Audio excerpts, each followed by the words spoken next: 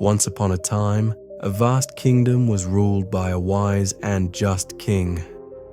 However, the king had no son to succeed him. As he grew older, his concern for the future of his beloved kingdom deepened. He needed a worthy successor, someone not just strong or intelligent, but someone with the most valuable quality of all, a heart filled with genuine love for others. The king sent out a proclamation across the land, inviting every young man to come to the palace for an interview. The only requirement: they must possess immense love for their fellow human beings. The news spread like wildfire, filling young hearts with excitement and hope. From the richest cities to the poorest villages, men prepared for the chance to become the future king. In a small, distant village lived a poor but kind-hearted young man. Though he had little to his name, he was known for his hard work and generosity.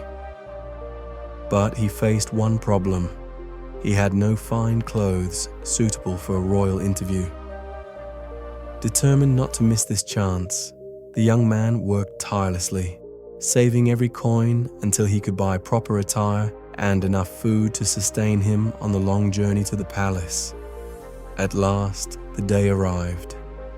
Dressed in his new clothes and carrying his modest supplies, the young man set off with a heart full of hope. For days he traveled, facing the scorching sun and cold nights. As he neared the palace, he stumbled upon a pitiful sight: an old beggar sitting by the roadside, trembling with cold and hunger. The beggar, barely able to lift his head, extended a frail hand and whispered, "Please, kind sir, I am cold and starving. Help me." The young man felt a deep ache in his heart. Without hesitation, he stripped off his new clothes, the very ones he had worked so hard to afford, and gave them to the beggar. He handed over his food as well, leaving himself with nothing but his worn, tattered old clothes. The beggar's eyes filled with tears. He clutched the clothes and food, blessing the young man over and over. Though he was now ragged and hungry himself, the young man pressed on to the palace. When he finally arrived, the guards were surprised by his shabby appearance. Still, they led him to the great hall. After a brief chance to clean himself up, he was summoned to the throne room. He bowed deeply as the king entered. When he looked up, his breath caught in his throat. He recognized the king's face. It was the beggar he had helped on the road. The young man stood in shock. The king smiled gently and spoke. "Yes, I was the beggar you met on your journey." The young man stammered, "But why? Why would a king disguise himself as a beggar?" The king's voice was steady, filled with warmth and wisdom. "Because I needed to know what was truly in your heart.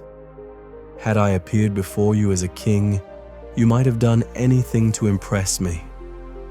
But true kindness, the kind this kingdom needs, is shown when no one is watching.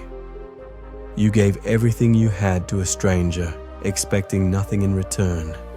That is the mark of a great leader." The young man's eyes filled with tears. The king continued, "A ruler must care for all his people, not just those who serve the throne.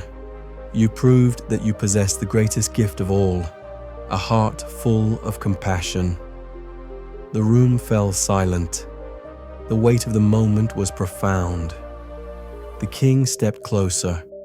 "Remember this: kindness is more important than wisdom, and recognizing this is the beginning of true wisdom.